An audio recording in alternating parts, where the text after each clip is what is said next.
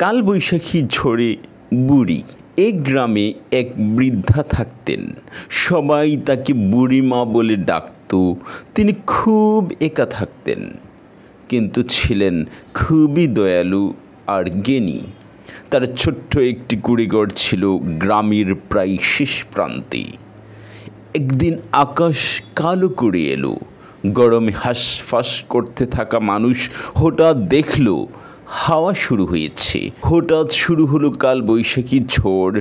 বিদ্যুৎ চমকাতে লাগলো, গাছের ডালপালা ভেঙে পড়তে লাগলো।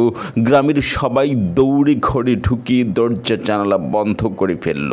কিন্তু এই ঝড়ের মধ্যে এক ছোট ছেলে রাহুল মাঠে খেলতে গিয়ে আটকে পড়েছিল। সবাই ভয় পেয়ে ঘরে ঢুকে পড়ল। বুড়িমা ছাতা হাতে নিয়ে বেরিয়ে পড়লেন রাহুলকে খুঁজতে। ঝড়ের মুখে পড়ে অনেক কষ্ট করে তিনি ছেলেটিকে খুঁজে বের করলেন এবং তাকে নিজের ঘরে এনে নিরাপদে রাখলেন। ঝড় থেমে গেল। গ্রামের লোকেরা শুনল কি করছেন বুড়িমা। সবাই অবাক হয়ে গেলেন।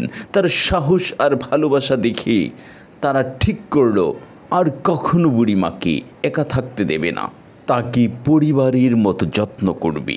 এই গল্প থেকে আমরা শিক্ষা পাই যে সাহস আর ভালোবাসা সবচেয়ে বড় শক্তি। বিপদের সময় সাহায্য করাই মানব ধর্ম।